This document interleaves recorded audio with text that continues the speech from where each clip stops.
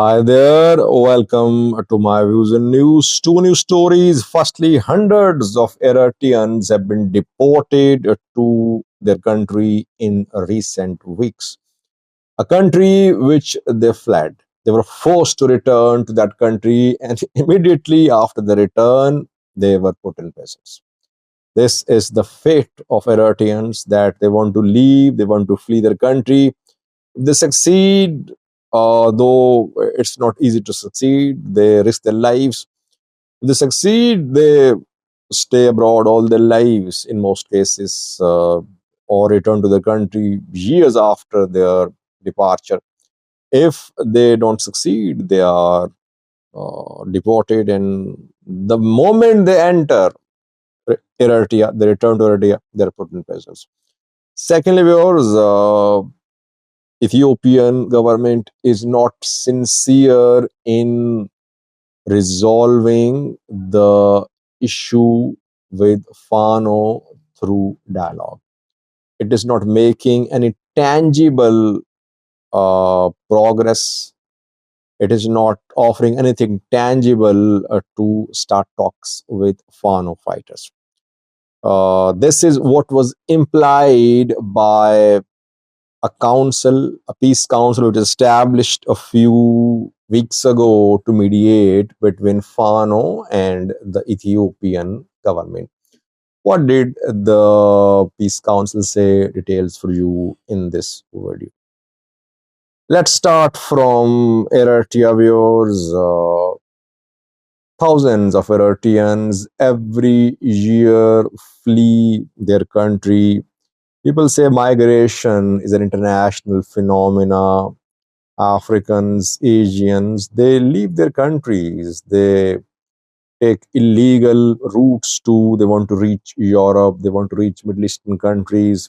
It's purely for economic reasons that they flee their countries. Yes, economic reasons are contributing factors, but in Eritrea, youths generally flee the country. Indefinite national service, linking of education and military training are also factors. Then the utter disregard for the basic rights, fundamental rights of the people also forces Eritreans to reconsider their future. They risk their lives, they flee the country, they pay to human smugglers. Some of them die on their way, some are kidnapped, ransom is demanded by the from the family members by kidnappers. Those who manage to reach Europe or Middle Eastern countries, then they are at the mercy of the host governments, host countries, who sometimes accept their asylum cases and sometimes they deport them, sometimes they keep them in conditions which have been criticized. In Europe, we know that several countries are considering action to deport Eritreans. In the Middle East, too, situation is the same. Amnesty International, a few hours ago, published a report confirming the deportation of Eritreans from Turkey to Eritrea. Eritrea is not known for taking back its citizens, by the way, especially from European countries. Eritrea does not take back its citizens. European countries, so when Eritreans arrive there, they talk to the Eritrean government, they offer incentives to Eritrean government to take back the Eritrean migrants who illegally enter Europe. But generally, Eritrean government does not take back its citizens. Why? Because if these Eritreans settle in Europe, they send money to their loved ones in Eritrea. And Eritrean economy, Eritrean government rely heavily on remittances. If Eritrean government takes back all its citizens, there'll be no remittances. That is why the Eritrean government is not interested in taking back its people from Europe. But from Turkey, Eritrean government agreed to take back its citizens.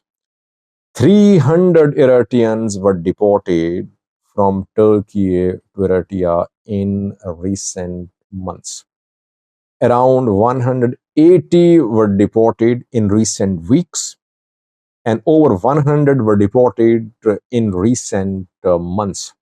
It was stated by Amnesty International in a report published a few hours ago. And the Eritreans who were deported to Eritrea from Turkey, they are now in prison in Eritrea. Amnesty International mentioned the name of the prison, which is in Asmara, where these Eritreans are imprisoned now. So this is what happens. They flee the country, then they are deported to the same country where they are at the mercy of Eritrean government, and again they suffer as they are put in prison. Amnesty is asking Turkey as government that Turkey cannot deport Eritreans. These Eritreans have every right to seek asylum. Their asylum cases should be decided. Instead of letting the Eritreans file their asylum cases, Turkey government deports them. Why is that Eritrea takes back its citizens from Turkey but not from Europe? Turkish Airlines is operating in Asmara, I think. Eritrea is on good terms with Turkey's government. And secondly, if migrants settle in Turkey, perhaps they won't be big contributors to the remittances being sent from abroad to Eritrean government. Those who settle in Europe, America, Canada, they contribute a lot to the remittances being sent from these zones to Eritrea.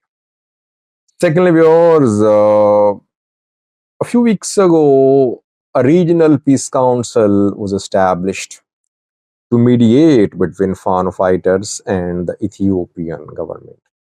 Elders of the Amhara region, religious elders, scholars, influential people, notables were part of this council. The council held meetings with government officials. Council tried to contact Fano too. The council held a press briefing 48 hours ago. The council members say that it faced two issues. Firstly, Fano groups are not united. They don't have one channel of communication, one representative body.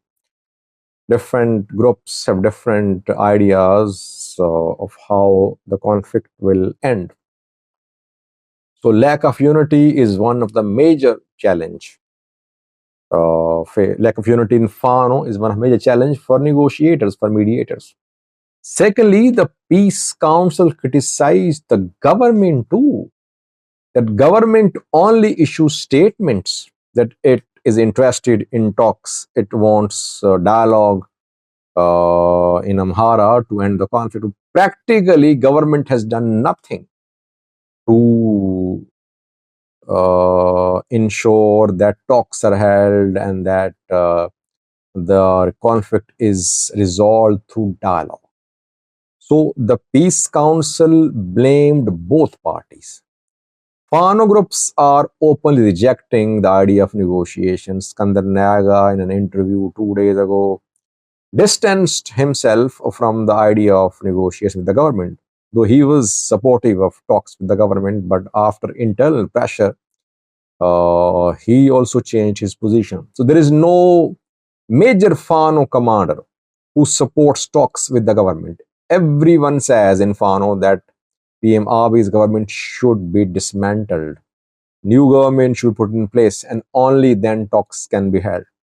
Government side believes that the Fano groups should be crushed, they should be weakened.